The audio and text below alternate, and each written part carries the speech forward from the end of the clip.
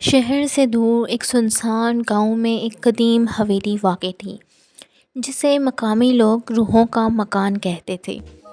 کہتے ہیں کہ یہ حویلی ایک صدی پہلے ایک رئیس کے خاندان کے رہائش گاہ تھی، مگر ایک بھیانک حادثے کے بعد یہاں کے سب مکین پر اسرار طور پر غائب ہو گئے۔ کوئی نہیں جانتا کہ ان کے ساتھ کیا ہوا، مگر اس دن سے حویلی میں عجیب و غریب واقعات پیش آنے لگے۔ ایک دن 4 دوست علی، زہیب، ماریہ اور فاطمہ شہر سے تفریح کے لیے گاؤں میں آئے۔ ان سب کو پر اسرار اور سنسنی خیر مہموں کا شوق تھا۔ گاؤں والوں نے انہیں حویلی کے قریب جانے سے منع بھی کیا، مگر ان کے تجسس نے انہیں رکنے نہ دیا۔ رات کے وقت یہ چاروں حویلی کے اندر داخل ہو گئے۔ اندھیرا تھا اور ہوا کے جھونکے حویلی کی کھڑکیوں کو ہلا رہے تھے، جس سے ایک خوفناک شور پیدا ہو رہا تھا۔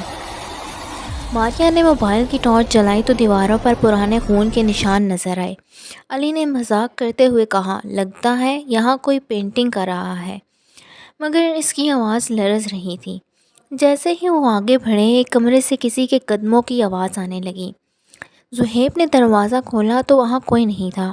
اچانک ایک ٹھنڈی ہوا کا جھونکا آیا اور ان سب کو الگ لگا کہ کوئی انہیں دیکھ رہا ہے۔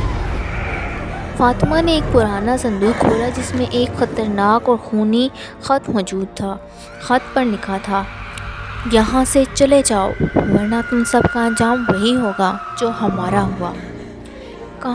علی نے جیسے ہی خط کو چھوا، حویلی کے دروازے خود بخود بند ہو گئے۔ ایک گہری اور خوفناک ہنسی گونجی۔ ماریہ نے کانپتے ہوئے کہا، یہ جگہ واقعہ ہی عذاب زدہ ہے۔ تبھی ایک سایہ نمودار ہوا جو آہستہ آہستہ ان کے قریب آنے لگا۔ سایہ ایک عورت کی شکل میں تھا جس کی آنکھوں سے خون بہہ رہا تھا اور وہ کچھ بڑبڑا رہی تھی۔